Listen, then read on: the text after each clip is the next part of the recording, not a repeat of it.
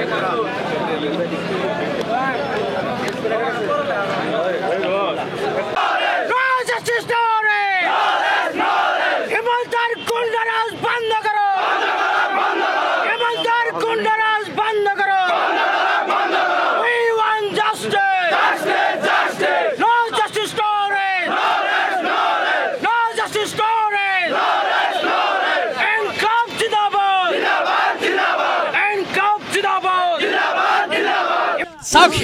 হিমন্ত বিশ্ব শৰ্মা গাদী দখল কৰাৰ পিছৰে পৰা অসমত হিটলাৰী ৰাজ আৰম্ভ কৰিছে, গুণ্ডা ৰাজ আৰম্ভ কৰিছে, সংবিধান অৱমাননা কৰি অবৈধ উচ্ছেদ অভিযান কৰিছে, মানৱৰ যিটো অধিকাৰ সেই অধিকাৰ খৰ্ব কৰিছে, মানুহৰ ফাণ্ডামেণ্টেল ৰাইটছ ভায়লেশ্যন কৰিছে, অমানৱীয় যি সংখ্যালঘুৰ বিৰুদ্ধে এই উচ্ছেদ অভিযান আৰম্ভ কৰিছে। আজি আমি যি প্ৰতিবাদী সমদল আৰম্ভ কৰিব বিচাৰিছিলোঁ, আৰক্ষীয়ে আমাৰ কণ্ঠ ৰুদ্ধ কৰিব বিচাৰিছে, চৰকাৰে আমাৰ কণ্ঠ ৰুদ্ধ কৰিব বিচাৰিছে। কোনো পৰ্যায়ে কণ্ঠ ৰুদ্ধ নহয়। প্ৰয়োজন হলে দিছপুৰ চলো যাত্ৰা আৰম্ভ কৰা হ'ব। প্ৰয়োজন হলে হাজাৰ হাজাৰ মানুহ ৰাজপথলৈ ওলাই আনিবলৈ বাধ্য হ'ম। আজি এটা কথা স্পষ্টভাৱে কৈ দিছোঁ, আজি আমি যি প্ৰতিবাদী সমদল আৰম্ভ কৰিছোঁ এয়া প্ৰথম আৰম্ভণি। হিমন্ত বিশ্ব শৰ্মা যদি ভাবি চাই সংখ্যালঘু ৰাইজক ঝুকাই লৈ অসমত শাসনৰ গাদী আকৌ দখল কৰিব, সংখ্যালঘু ছাত্ৰ ইউনিয়নে হিমন্ত বিশ্ব শৰ্মাৰ এই গাদী তছ নছ কৰি দিব, মেচিনাৰী বন্ধ কৰি দিব। গণতান্ত্ৰিকভাৱে এই আন্দোলন আৰম্ভ হৈছে, সম্পূৰ্ণ কঠোৰ গণতান্ত্ৰিক আন্দোলন কৰা হ'ব। হিমন্ত বিশ্ব শৰ্মা হুঁচিয়াৰ হৈ থকা উচিত। হিমন্ত বিশ্ব শৰ্মা ভাবিছে নেকি যে সংবিধান আমি নাজানো? হিমন্ত বিশ্ব শৰ্মা সম্পূৰ্ণ মহাত্মা গান্ধীৰ যি নিৰ্দেশাত্মক নীতি, মহাত্মা গান্ধীৰ যি আদৰ্শ, ভাৰত স্বাধীনতাৰ যি আদৰ্শ, ভাৰতীয় নাগৰিকৰ যিখিনি অধিকাৰ সমস্ত খৰ্ব কৰিছে, শাসন ব্যৱস্থা চলোৱাত ব্যৰ্থ হৈছে। পুনৰাই ২৬ নিৰ্বাচনত তেওঁ অসমৰ গাদী দখল কৰিব নোৱাৰিব। তাৰ কাৰণে সংখ্যালঘুৰ ওপৰত এটাৰ পিছত এটাকে বুল্ডোজাৰ আৰম্ভ কৰিছে। বাংলাদেশী বিদেশী নামত অত্যাচাৰ কৰি আছে, মছজিদ পৰ্যন্ত ৰক্ষা পোৱা নাই, মানুহ নিৰ্মমভাৱে আত্মহত্যা কৰিব কাৰণে বাধ্য হৈছে। আজিও গোৱালপাৰাত মানুহ মৃত্যুবৰণ কৰিবলগীয়া হৈছে। গোৱালপাৰাত কিছুদিন আগতেও এগৰাকী বৃদ্ধ মৃত্যুবৰণ কৰিছে।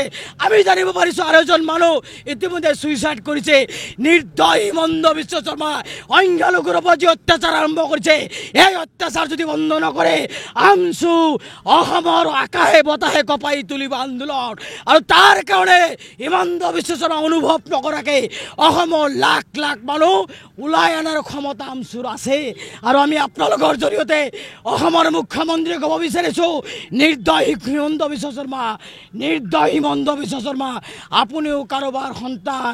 গতিকে এই যিসকল মহিলাই, যিসকল শিশু আজি অনাই বনাই থাকিবলগীয়া পৰিৱেশ হৈছে, বেঘৰ হৈছে, ঘৰ বাৰী নাই, আজি এই ৰ'দৰ পোহৰত তিৰপলৰ তলত হিমন্ত বিশ্ব শৰ্মা থাকিব পাৰিব নেকি? নোৱাৰে। এজন মানুহ হিচাপে কোনেও কেতিয়াও তিৰপালৰ তলত এই প্ৰখৰ ৰ'দৰ মাজত থাকিব নোৱাৰে। তাৰ কাৰণে মানুহবিলাকৰ অসহায় অৱস্থা। মই আপোনালোকৰ জৰিয়তে আৰু এটা কথা ক'ব বিচাৰিছোঁ, অসমৰ যিবিলাক সংখ্যালঘু বিধায়ক আৰু সাংসদ ৰকিবুল হুছেইন ডাঙৰীয়া, যদি আপোনালোকে ভাবিছে যে পুনৰাই ভোট বেংকৰ পলিটিক্স কৰি এই মানুহবিলাকক আপোনালোকে চৰকাৰ থকাৰ সময়ত কোনো সংস্থাপন দিয়া নাই, কোনো এওঁলোকৰ অধিকাৰ প্ৰাপ্যতে দিয়া নাই, এতিয়াও যদি সময় আছে চৰকাৰৰ বিৰুদ্ধে বলিষ্ঠভাৱে আপোনালোকে দাবী উত্থাপন কৰক, আন্দোলন কৰক। আমি আমচি আপোনালোকক আহ্বান জনাইছোঁ। আৰু যদি নকৰে চৰকাৰ আৰু এই সংখ্যালঘু বিধায়কসকলক অনাগত নিৰ্বাচনত আমি তেওঁলোকক ডাষ্টবিনত পেলোৱাৰ ষড়যন্ত্ৰ আৰম্ভ কৰিম, ডাষ্টবিনত পেলোৱাৰ তেওঁলোকৰ বিৰুদ্ধে পৰিকল্পনা ৰচনা কৰিম। বাছি বাছি সংখ্যালঘু ৰাইজক উচ্ছেদ কৰি আছে, সেই উচ্ছেদ অভিযান বন্ধ কৰিব লাগে। যদি উচ্ছেদ অভিযান কৰিবলগীয়া আছে, খাছ লেণ্ড, চৰকাৰী লেণ্ডৰ ৰাজহুৱা শ্বেতপত্ৰ প্ৰকাশ কৰক।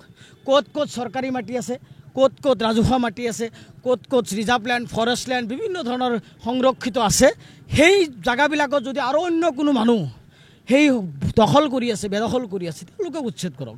কিন্তু অকল সংখ্যালঘুক টাৰ্গেট কৰি কৰি আজি যে নিৰ্দয় নিৰ্মমভাৱে উচ্ছেদ অভিযান চলাইছে, এই অভিযানটো বন্ধ কৰিব লাগে। তাৰ কাৰণে চাওক, আপোনালোকৰ জৰিয়তে স্পষ্টভাৱে অসমৰ মুখ্যমন্ত্ৰীক ক'ব বিচাৰিছোঁ, আপোনাৰ ভাষাৰে আপোনাক ক'ব বিচাৰিছোঁ, যদি আপুনি সংখ্যালঘু জনগণৰ ওপৰত এই নিৰ্মম নিৰ্দয় অত্যাচাৰ বন্ধ নকৰে, নিশ্চিতভাৱে সদৌ অসম সংখ্যালঘু ছাত্ৰ ইউনিয়নে জনগণক ৰাজপথলৈ ওলাই আনিব আৰু প্ৰয়োজন হ'লে দিছপুৰ চলো যাত্ৰা আৰম্ভ কৰিব।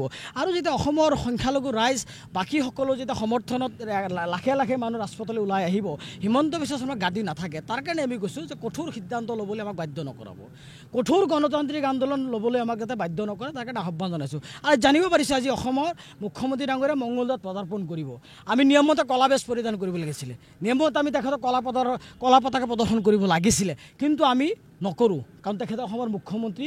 আমি এতিয়াও তেখেতক সাৱধানবাণী শুনাই আছোঁ, তেখেত যদি এই কথাবিলাক যদি গুৰুত্ব নিদিয়ে, সংখ্যালঘু জনগণৰ আন্দোলনক যদি গুৰুত্ব নিদিয়ে, সংখ্যালঘু যদি নিৰাপত্তা প্ৰদান নকৰে, এই উচ্ছেদ অভিযান কণ্টিনিউ চলাই থাকে, নিশ্চিতভাৱে মুখ্যমন্ত্ৰী ডাঙৰীয়া কলা পতাকা প্ৰদৰ্শন কৰা হ'ব। য'তেই যাব তাতেই আমছে তেওঁ মুখ্যমন্ত্ৰী ডাঙৰীয়া কলা পতাকা প্ৰদৰ্শন কৰিব।